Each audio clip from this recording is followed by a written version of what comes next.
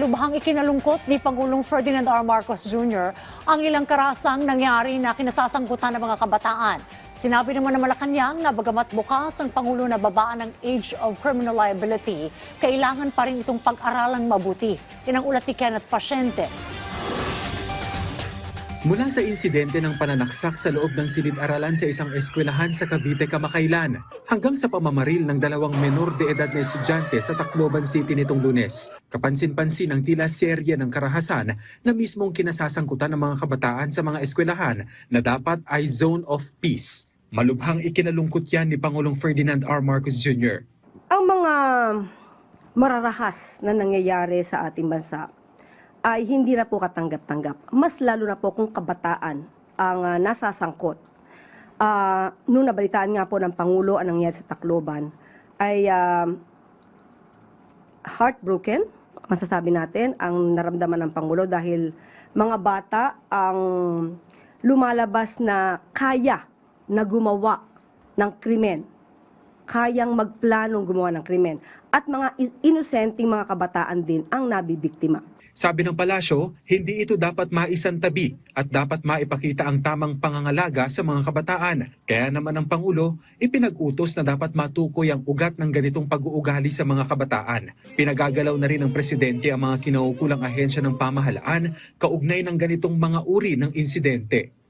Maliban po sa nakita ng Pangulo na may kinalaman ng iba mga gaming apps na marahas, so dapat makita po talaga kung saan nagbumula ito, kung nagkakaroon ba ng panggagaya, nagiging parang normal ang ganitong klase ng kaharasan.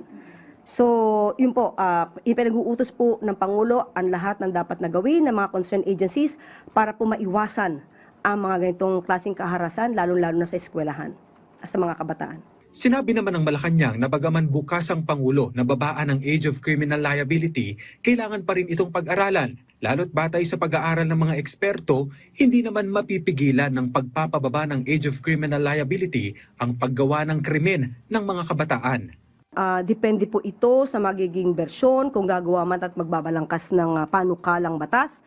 At ito iaarali ng Pangulo at para malaman natin kung ano ang nararapat para sa ating mga kabataan.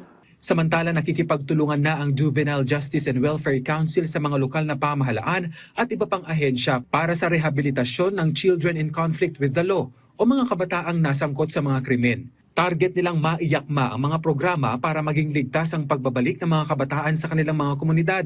Binigyang diin nito ang kahalagahan ng multi-agency approach upang mapigilan ang pagkasangkot ng mga kabataan sa mga marahas na insidente. Dapat yung multi-agency approach. So halimbawa sa DepEd naman, sa schools dapat i-strengthen natin yung mga programs doon para to keep the schools safe. So part niyan is dapat yung mga anti-bullying programs natin malakas, dapat bigyan natin ng capacity yung ating mga teachers para na nadidetect nila kung meron na palang bullying na nangyayari dito o may bata dito na may tendency siyang manakit ng ibang bata. Kenneth Pasyente para sa Bayan.